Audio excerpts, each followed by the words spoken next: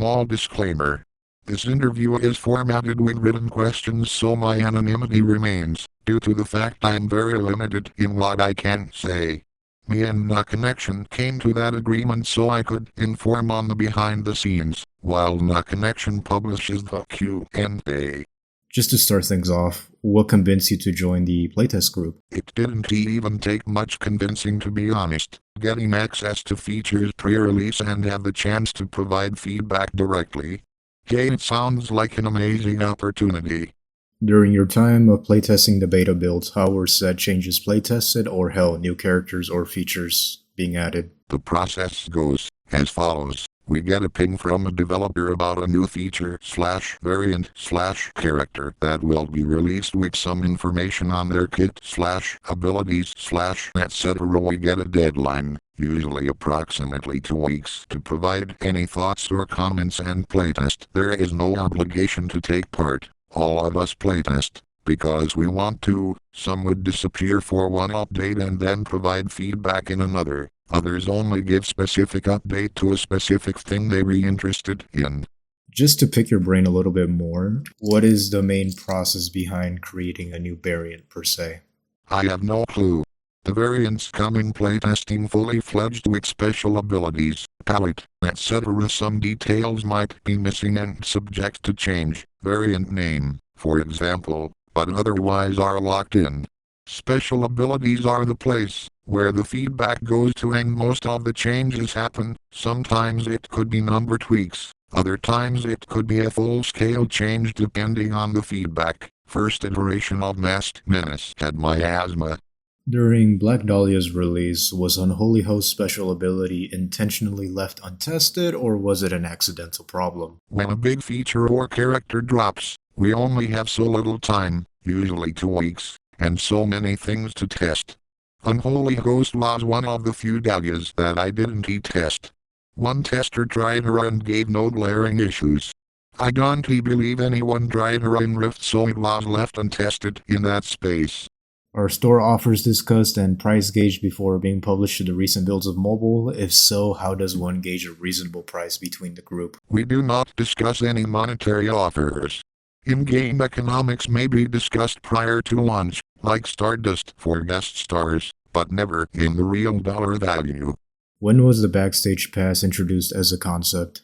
We don't get details too much ahead of time, honestly.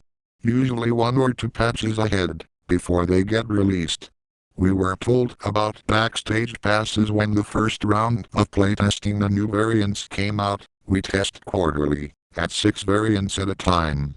What was the process behind creating what is essentially a battle pass for mobile? We were given the opportunity to provide feedback on the battle passes, in general, and some testers gave comments and suggestions about the in-game economy and the missions.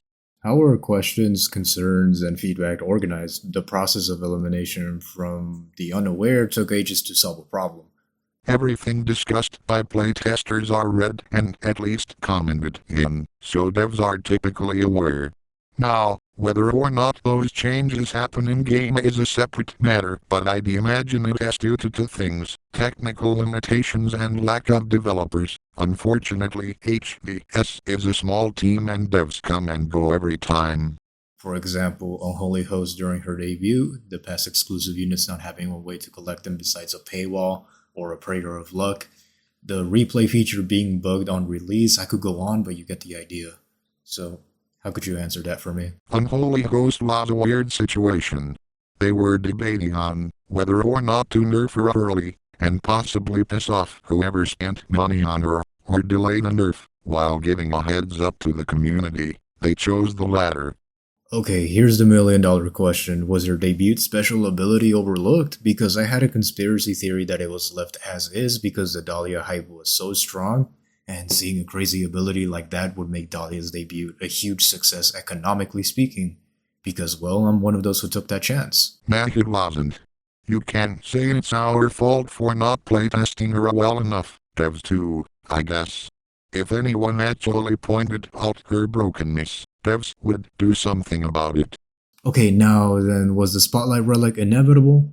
Because if you guys figured she was broken just like the players were complaining, how come it wasn't halted beforehand? Or was it something HBS couldn't retract and had to double down on?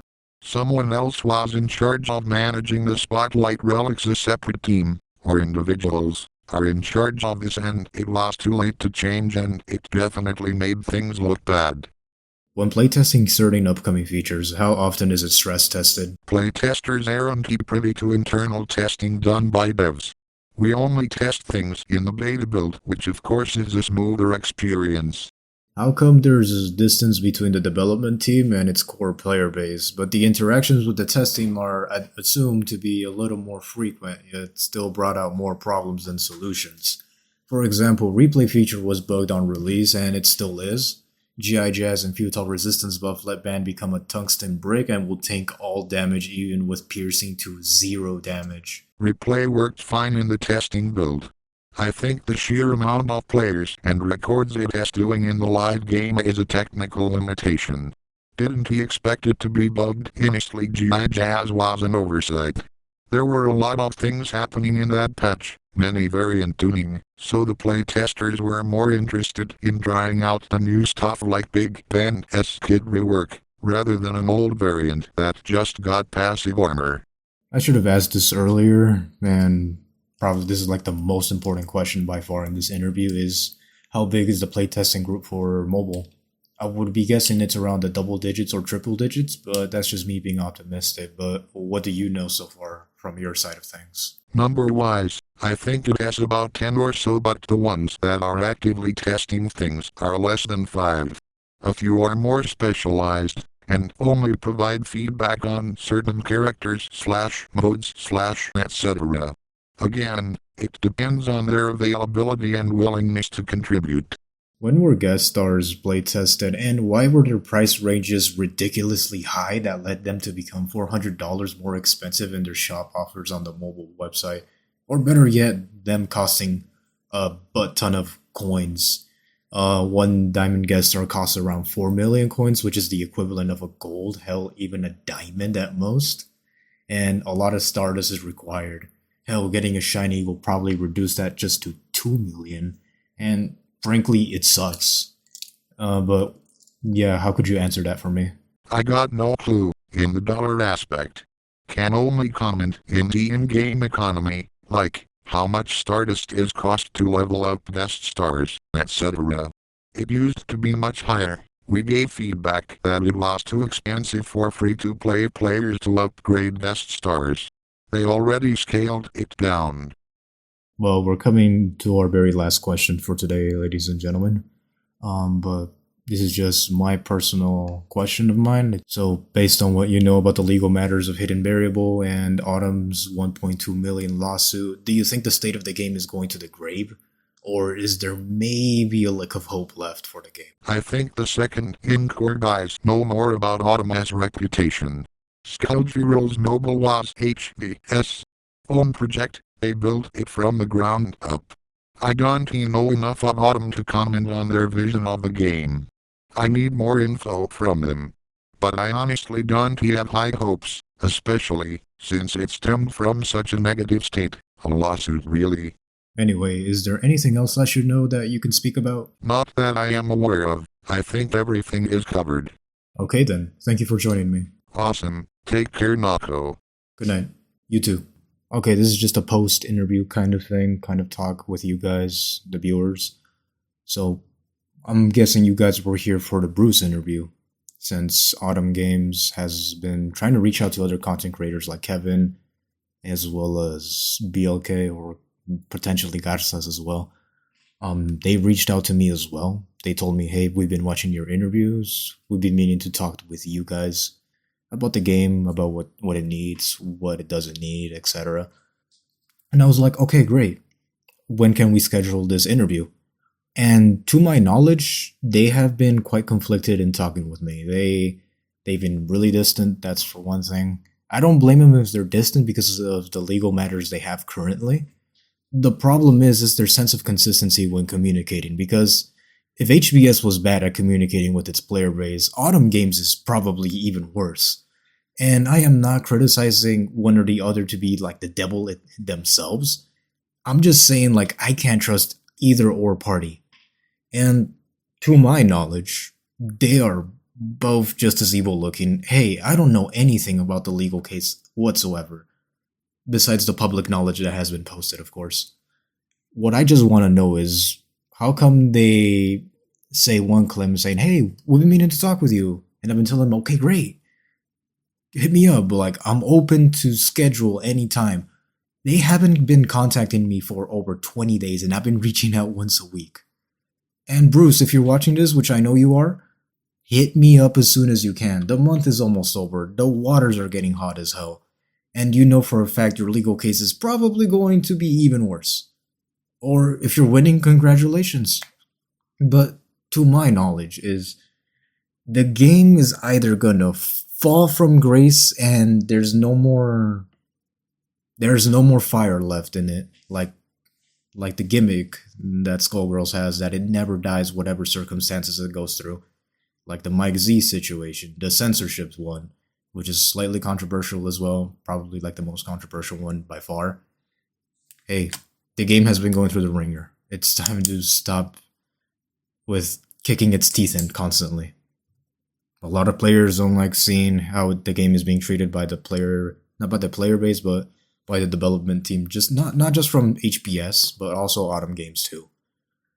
And a lot of people have been complaining, like, oh, it's a PR stunt for the community event, so they could draw the variants. You know, the community could draw the variants. That's what some people have been saying on Twitter. If you know who, you know who, you know. But I don't know what to make of this, genuinely. I am just here reporting on the sidelines. Not on the sidelines. Well, I guess on the sidelines, because I don't know where the hell this game is going. And I do want to apologize as well. The Black Dahlia video has been, would I say postponed? A little bit. Because what's the point of me uploading a video on a guide when I know the game is about to explode? There's no point. Why would I upload a guide when the game is about half a foot in the grave? I'm concerned, yes. But I don't know what to make of it, really. I just want my call, Bruce. Hit me up. Hell, Tim, reach out to me as well. I don't care who. Autumn Games employees, fuck it. Reach out to me. Talk with me. I understand you guys can't really talk much because you guys are under NDA. And yeah, understandable. But the people want to know what's going on behind the scenes, and I'm just here to report it. Anyway, thank you guys for joining me. I hope you guys have a good one. Take care. And drink some water. Stay hydrated. And good night, people.